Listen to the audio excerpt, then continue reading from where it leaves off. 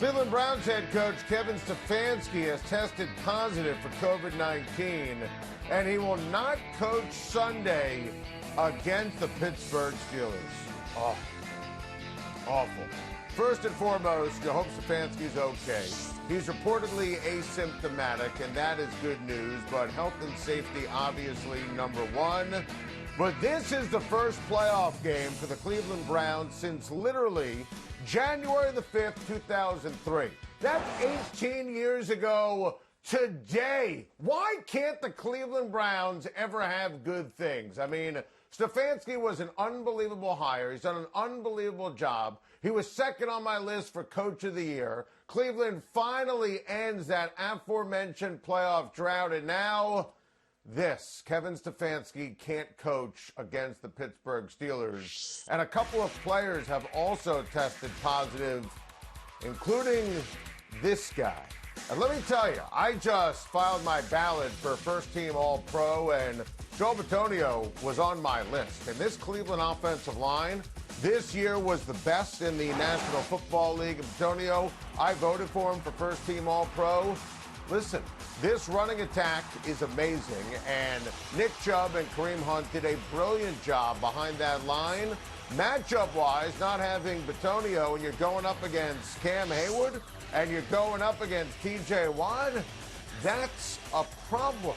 Look, my original plan for today was to wear oven mitts and guarantee that the Cleveland Browns would beat the Pittsburgh Steelers. I still think Cleveland could win, but now with the news that one of their best offensive players and their head coach won't be there, Cleveland fans have to roll their eyes and once again say, only Cleveland. Understand this, I could really care less about the Giants players and their fans when it comes to the Eagles' approach on Sunday night, but everything that Joe Judge said was absolutely positively spot on. What the Eagles did on Sunday night was cringe-inducing. It flew in the face of the integrity of the NFL. It was an embarrassment. It was a disgrace. They didn't try to win. They played to lose the game. Nate Sudfeld is a tomato can. He's a practice squad player.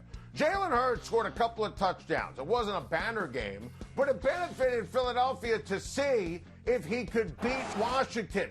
You don't want a losing culture. In fact, Doug Peterson, go ask Jason Kelsey, your offensive lineman team leader.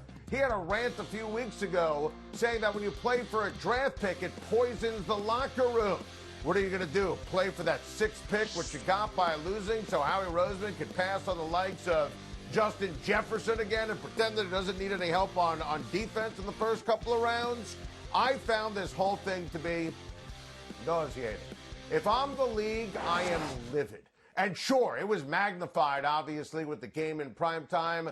People still would have been going nuts if it was at 1 o'clock or 4:25 Eastern time as well. You play to win the game. Jalen Hurts was a second-round pick. He's not entrenched as the guy in Philadelphia. It would have benefited him, the Eagles, to win the game, to build on next year, for him to beat Chase Young. Miles Sanders on WIP radio in Philadelphia today, he was upset. He was disappointed. I don't know how Doug Peterson keeps his job. The NFL should consider fining the Philadelphia Eagles. I found that to be nauseating on Sunday night. First question, who is the NFL MVP? The answer is clearly my guy, Aaron Rodgers, who is fantastic on the critically acclaimed Adam Schein podcast this weekend, talking about what it would mean to him to be the NFL MVP. It would be his third. That would be historic. And his season, in my opinion, in Aaron's opinion, was the best of his majestic career. He had 10 games this year where he threw for 3 or more touchdowns with 0 interceptions. Think about the weight of that stat in addition to everything on your screen. There are a lot of tremendous candidates, including Patrick Mahomes, including Josh Allen, including Derrick Henry. But at the end, it was a no-brainer. The MVP of the NFL this year, my guy, the great Aaron Rodgers. So, Who is the offensive player of the year? I'm glad you asked. I voted for my guy, Josh Allen.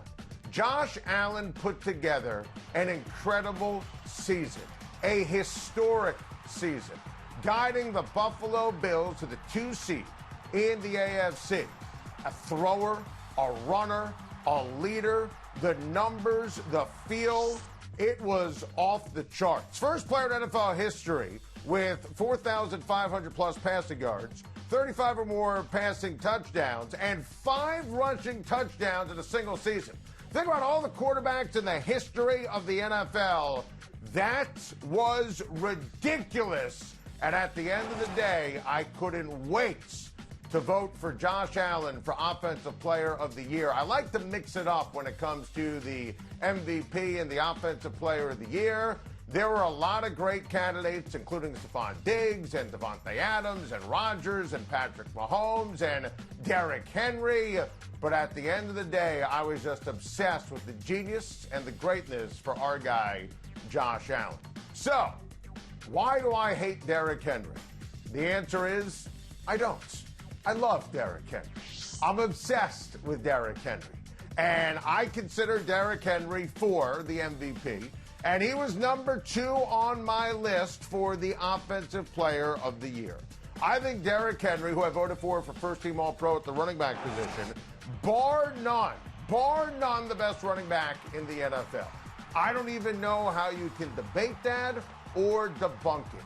And what he did over the weekend was the perfect exclamation point on a season for the ages. And it was, without question, remarkable when it comes to Derrick Henry. I wish for all these awards, and I've argued this, it was a weighted point system where you can vote for 3 guys, 10 points for first place vote, 5 for second, 1 for third, so you can give honors and acknowledge more than one person for each of the awards. It's not the case. I begged them. I love Derrick Henry. He was 4th on my list for MVP, 2nd for Offensive Player of the Year. Unfortunately, that list is just in my mind. As a voter, there's no actual list. Okay. So is anyone beating the Green Bay Packers in the NFC? No, absolutely, positively not. And I think these matchups coming up on Super Wildcard Weekend are off the charts. But at the end of the day, Green Bay having that bye, Green Bay, frozen tundra, Lambeau Field. Aaron Rodgers told me on the critically acclaimed Adam Schein podcast he dreams about winning on Championship Sunday at Lambeau, something he hasn't done in his career. Pop gun Drew Brees is not walking into Lambeau Field and beating Aaron Rodgers. It's just not going to happen. And the Saints play strong defense. I don't believe in Seattle. I think that Tampa is actually very dangerous. And Tom Brady is throwing the football incredibly well down the stretch. And I don't want to hear at the end of the day for Brady, well, it was just the Falcons or it was just the Detroit Lions the week before. I don't want to hear that because that's not the case and that's not true. He's connecting with Mike Evans and AB and Godwin and Gronk, and the accuracy and the velocity on the deep ball is outstanding. Tampa would scare me, and they play defense. But no, nobody beating the Green Bay Packers at home in the postseason, and the Packers are going to the Super Bowl on CBS. And the Philadelphia Eagles have a huge Carson Wentz problem. And Howie Roseman, their general manager, met the press yesterday. Carson Wentz declined to speak to the news media. And there's no doubt Carson Wentz wants out. That was reported over the weekend, and he was dreadful this past year. The Wentz wagon was broken. Jalen Hurts, a mixed bag at the quarterback position. But here's the deal. If they trade him, it's a cap hit over $35 million. Now, I think Indianapolis can absolutely trade for him, and Howie Roseman, I'm sure, wants to get rid of Carson Wentz. And Indianapolis with Frank Reich, who is the old Eagles offensive coordinator, that's a well-talked-about destination. But The most foolish thing you could do in Philadelphia is run it back with Roseman, Wentz, and Doug Peterson. I absolutely would have unequivocally fired Doug Peterson, and that was before all the nonsense and the shenanigans of what we saw in Week 17. I thought he was horrendous again this year. Should have benched Carson Wentz a long time before he did. Running it back in Philadelphia makes absolutely no sense. I got to get this off my chest. I can't wait for Lamar Jackson to get his revenge against the Tennessee Titans. That Tennessee defense is not any good right now.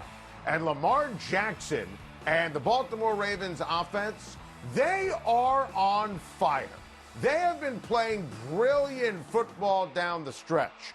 In my opinion, there are only 4 teams that can realistically win the Super Bowl. You can debate the order: Chiefs, Bills, Packers, and I include the Baltimore Ravens on that list. And I think Lamar will get his revenge from last year against Tennessee coming up this weekend. Chase Young, why? Why would you poke the bear with Tom Brady? Why? And I love Chase Young. I voted for him for Defensive Rookie of the Year.